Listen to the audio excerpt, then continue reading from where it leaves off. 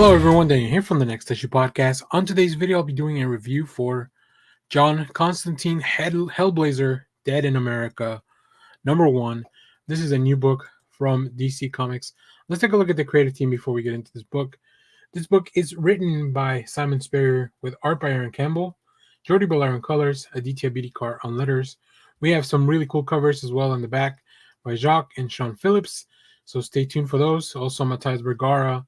I don't remember which covers I put in the back. I'm going to be honest with you. So make sure to stay tuned till the end of the video to find out. Cy Spurrier being back on a Hellblazer book is very exciting. Let me give you a quick synopsis and then we'll get into the review. At last, as you demanded it, the celebrated creative team behind Constantine, the team of Cy Spurrier and Aaron Campbell, have returned to Hellblazer. John Constantine has cheated death once again, but his heart's not beating, his body's decaying, and he and his friend Nat and his son Noah are on the run in America, wanted for murder. Naturally, it's all John Constantine's fault, as it always is, but as it turns out, Dream himself needs John's help. Something terrible has taken root in America, and it's using the sand from Dream's pouch to impose its will. If John can put a stop to it, he might be able to parlay that favor into a chance to save all their lives. But he's going to need help from someone he hasn't spoken to in years, someone he hasn't always been all that kind, someone or something. Cy Spurrier and Aaron Campbell's first run of Hellblazer was the best reviewed comic of 2020, reintroducing the character to a new generation with their second act told in an extra-length 28-page issue. It's ambitious and unmissable. I agree with everything in the synopsis. I think the first run of them was very good. I really enjoyed it. I think they are a fantastic team. Cy Spurrier really understands the character of Constantine, and I think that Aaron Campbell, his art style just fits so well into the world, including the colors by Jordi Belair. Like Jordi's colors, they just tonally add so much to the story. Now, I will say this definitely felt like catching the story in media res. Like we're dropped into something that's kind of ongoing a little bit. It feels like an okay starting point, but it definitely doesn't feel like, oh, we should know everything that's going on. Maybe that's part of the mystery. I feel like the mythology in the book and the story is a little bit dense, and not fully impenetrable, but definitely something I struggle to kind of really get into. Now, this was made much, much easier by the fantastic art. So let me pull up some of the preview pages. Here you can see Campbell and Cy Spurrier also, although not really known for his comedy, I think he manages to drop in some comedic moments. I think Constantine really benefits from having these little moments of fun, of satire, or something that's a little bit off the main tone of the book, which is pretty much despair and agony. So, yeah, I love this body just coming out of the ground, and then just wondering, like, wait a minute, are they shooting a porno? And then you can kind of see that as you zoom back out. So really, like, just a really funny story if you're reading that. And then we get to really the heart of the book, when we catch up a few weeks earlier, and then we just see like Constantine trying to make a deal with somebody at the Fountain of Youth. From there, things escalate very quickly. We have some entities. There's so many different entities in the world of the Hellblazer that sometimes that makes it a little bit difficult to fully understand. I had a little bit of trouble with that. That was the only thing that I really ran up against. But like I said, the art is so good. Like Constantine really sounds like he's not from America, as he should. So that's really like his dialogue. There's a lot of times where he says things under his breath, and you see that in the lettering. So I think Aditya Bidikar does a really good job in showing that all the spirits, all these entities, their lettering is also very different. So you can understand that they are something from beyond, something not human. So it's very, very interesting stuff. I really thought it was a good way to reintroduce yourself to the Hellblazer. Also, the fact that he's in America makes that pretty interesting. Bringing in the Sandman makes that very interesting. bringing in this other thing makes this very interesting. So I'm kind of sold on reading this later on. It is a black label book, so it's a little bit more mature. But I don't think it's something that I'm gonna read monthly, because I'm not the biggest, like Constantine. I feel like his stories really stand alone very well. So I think I'll definitely come back to this once it's in a trade or a collection, or however this is going to be collected. So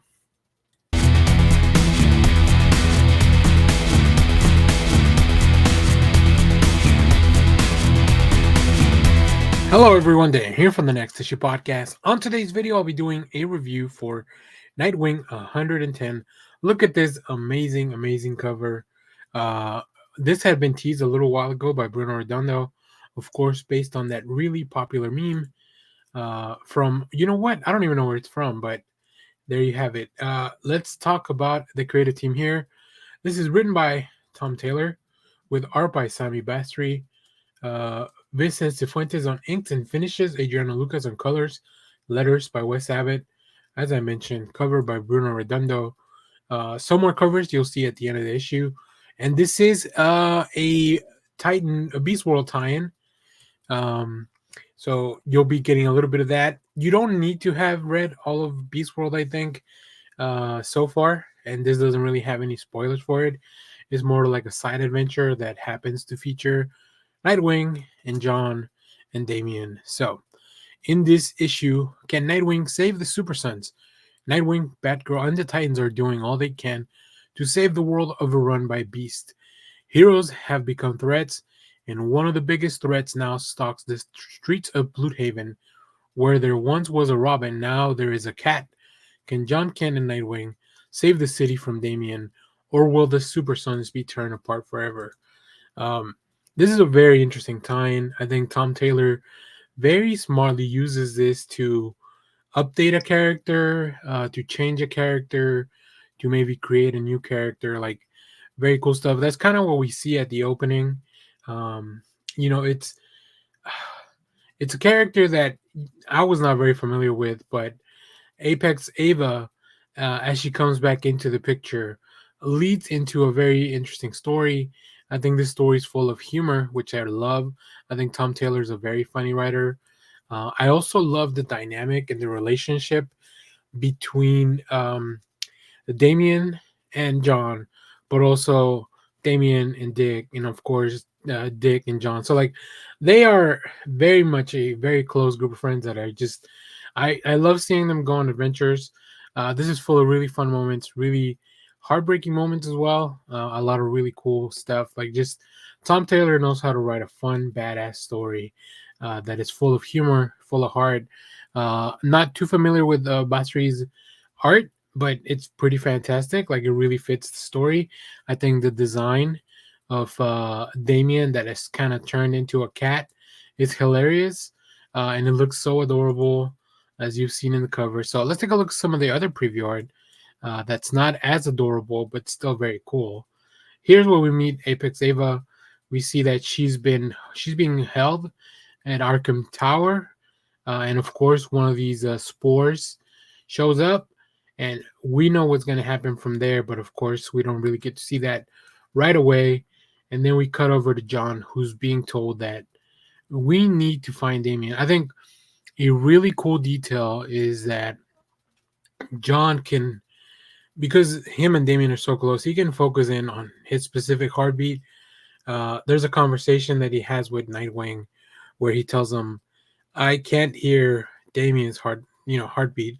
So he's either somewhere that I can't hear him, his heartbeat has changed because he's been transformed, or his heart isn't beating anymore. Like any of those outcomes just are really, really bad. So yeah, this book just kind of shows you how to have a good time with this. We get to see a really cool design or new redesign for a new character. So that's very cool. I was not too familiar with Apex Ava. I almost feel like she's DC's Craven the Hunter almost. And I think with this new boost and beast form, I think she's going to do a lot of really cool stuff. So it's a kind of a one-shot story. They could definitely continue this thread in the Nightwing series later on. But overall, I think we're at a pretty interesting point. So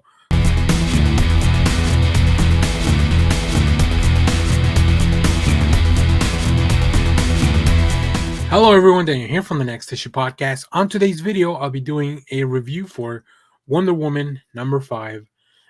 This is written by Tom King, with art by Daniel St. Pierre, colors by Thomas Murray, letters by Clayton Cowles. We continue with the acclaimed series. If the US government can't stop her, then who can stop Wonder Woman? As Sergeant Steele retreats to gather deadlier foes, the Wonder Girls call on Diana, begging her to lay down her lasso. Will she see the truth before it's too late? We also have a backup story where Trinity invites the Super Sons, Batman and Superman, to Themyscira for a contest they'll never forget. This story in the back is written by Tom King with art by Belen Ortega, one of my favorite current artists. So really, really fun story. I'll tweet out a little one of my favorite panels from that story. So if you follow me on social media, make sure to go check that out because it's just fantastic. So, but let's get into this specific story. So we have two parallel stories, right? We have Diana talking to all the different Wonder Girls we've had. We have Cassie, Donna, and Yara, kind of telling, they're trying to get to a place where they have an understanding. Diana obviously is in trouble. She's been causing trouble as well. The government's after her. She's enemy of the state, uh, and everybody just kind of is worried for her. Now, well, what the issue's trying to accomplish is Diana wants to make sure that none of them are on the path where they'll also get hurt. So she's trying to get them out of the way. She figures out, if I beat them in some sort of contest, then they'll have to stay away because they're honor bound by that code. In the meanwhile, Sergeant Steele is going around recruiting some of Wonder Woman's most deadly foes. I don't want to. You'll see a couple in the preview, but I don't want to give anything away because I think it's very interesting. Wonder Woman has such a diverse and weird rogues gallery that sometimes I forget. But DC is doing a really good job kind of pushing them back to the forefront. Specifically, Tom King here bring them all together in this issue. So let's take a look at some of the preview art because St. Pierre, once again, continues to do amazing work. In the first page, we see Diana, Yara, Cassie, and Donna Troy just, having a conversation. And the issue cuts back between them and also narration by Diana about some of her foes. We see Giganta. We see Cersei here, of course, taking care of her pigs. I love the way this is depicted, where Giganta, like, it looks like a normal size cell, but then it's not even until later when you realize that she's in a really, really big cell. That was a really fun trick by Daniel St. Pierre, I think. And then we get to see one of the contests where Diana and Yara are fighting it out. Diana is trying to make sure, like I said, that they don't interfere in what she's going to be doing in the future. And she's trying to keep them honor bound by defeating them each in a very specific contest, which I think the contest is very fun all throughout. All three of them are really fun. So I quite enjoy that. And we get some really interesting reveals towards the end of the issue once the group comes together, and also what happens with Diana and the Wonder Girls. So I put this book on my best of 2023 with only 4 issues in. You can go check out the clips. You can go check out our full show on the channel. But yeah, this is just fantastic storytelling, really fun, really cool art. Yeah, this book kind of has everything that I want in a Wonder Woman book. And it's been so much fun so far. So I can't wait to see where we go from here. I think things are about to escalate very quickly. So I'm very, very excited for the next issue. So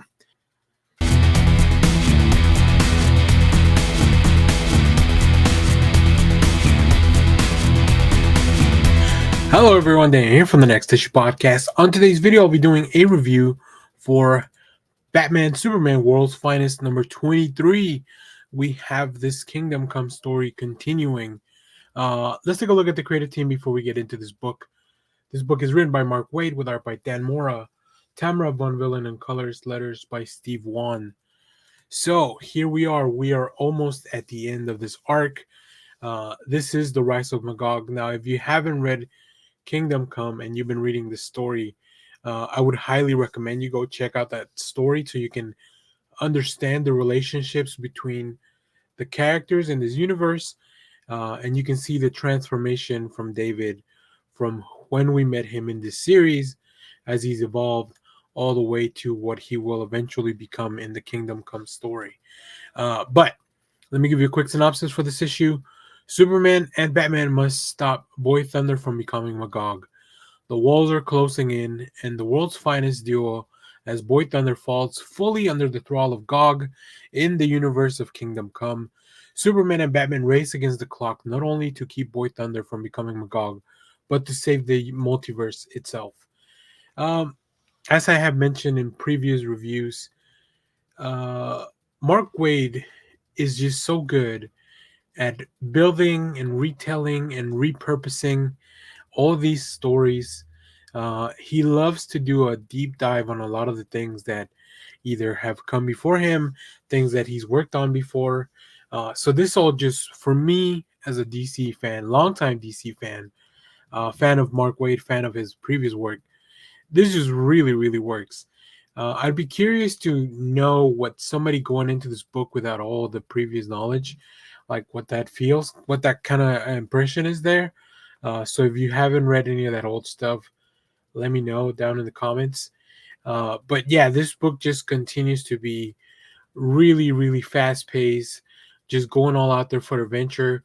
The character of David, aka Boy Thunder, aka Magog, like has really been evolving throughout the series, and I feel like we're getting to a point where everything is falling into place. This is one of the most action-packed issues. This is one of the most surprising issues. The last page reveal of this, if you hadn't been really, if you didn't think this is where we were going to go, I feel like the clues were kind of there, but I completely understand. It was a very nice surprise to have that confirmation, and of course, all this, all this great storytelling. It is presented by some of the coolest art. Dan Mora is just firing on all cylinders here, like just on a completely different level. His work's been elevated so much. So let's take a look at some of that preview art now. And as you can see here, we see Gog. It's interesting as well to explore the motivations of Gog, and to really understand him as a character, as an antagonist, and as a villain. Um, I think Dan Mora really has a fun design that is expected from what we know about Magog, but also it's different enough. Really cool to see the little shout out to Morrison's, multiversity wheel, and of course, really cool to see multiple Batman and Superman with little hints of, Superman's got the gray temples, Batman's got the more updated armor because these are older versions of our heroes, whereas the Superman and Batman that we've been following around, of course, they're way younger. So this is just really fun. I love that they have a plan. I love that they have an attack. This just all this works for me very much so. This is probably one of my first reads whenever I get the reviews. Uh, this week we had a little snafu with getting into the reviews, but also this week, this book has one of my favorite pairings in comic books, and that is Mark Waid and Dan Mora. So really enjoying this. I can't wait to read the next issue, which should be the conclusion of this arc, at least for now. So I want to see where this goes. Never that I think that this series would go on as long as it has, but I feel like Mark Waid has found a really fun corner of the DC multiverse to kind of claim, and I hope that we stay here for as long as he's willing to tell us stories. So.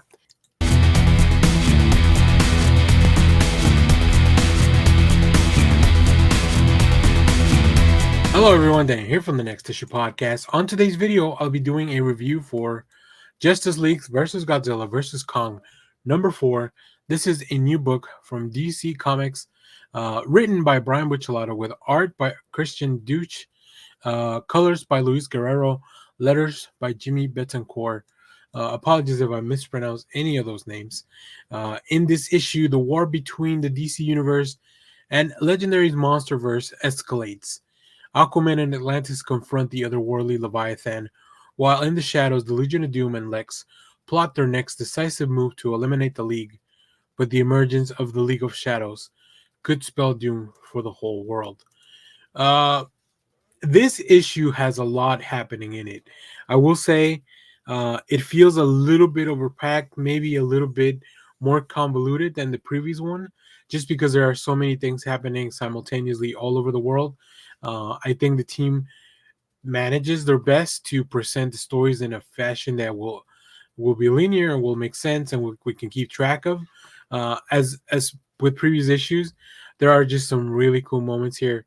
We have a moment with King Kong and Supergirl that's really exciting. We get to see Godzilla back in action. We're still waiting. Superman, unfortunately, still out of commission. You'll see that in some of the preview art. So it really has me wondering what more twists and turns Buccellato and the team can take us on, because we are really just kind of all over the place and it's a lot of fun. Like, this is the introduction of these titans that have come to the DC universe as they kind of keep popping up. Uh, Really leads to fun situations, especially in Atlantis. There was a thing that I never thought we would see happen, and that was a lot of fun. I think it's going to be a really, really impactful issue as far as the action goes. Now, I really love the characterizations of these characters. Specifically, I think Lois shines very brightly in this episode or in this issue. Uh, and although I do feel like some of the other Justice League members have been a little bit sidetracked, it's still fun to see them all kind of being around. And even if they're not fighting all the time, of course, they have to regroup, they have to figure out what's going on. And then we still need all the payoff from the Legion of Doom, right? The toy maker and everything he's been doing. Everyone's looking for the toy maker. So like I said, there's a lot happening here. Maybe read this a couple of times just to make sure that you got through all the beats, because it is crazy to try to follow all this stuff along, because there's so much packed into one issue. So you're definitely getting your bang for your buck here. Let's take a look at some of the art. Uh, the art team continues to just do tremendous work. They're they have to do so much, like I mentioned, because so much is happening. I love these little panels of, we have Batman and he's trying to kind of talking while we're getting some exposition in the back. There's just a really efficient way to do that because we want to save the bigger pages for this. As I mentioned, Superman's still trying to heal in his chamber. This is where we have some nice moments with Lois later on, because if you remember in the first episode, in the first issue, Superman was about to propose to Lois, and we get to see the League reacting to not only Superman not being well and out of action, but also all the things they have to do here. Now, I don't know if there's a the art does feel a little bit different from prior issues, which is interesting. I think some of the character designs don't feel as tight as before. I'm not sure. I'll have to go back and revisit the issue. I think this is going to be interesting read once it's all collected. But yeah, overall, very much continue to enjoy the series. One of the craziest things that DC is doing out there. And I always want to see more Godzilla, more Kong, more Titans, more of these threats. And I want to see them, fighting with my favorite DC heroes. So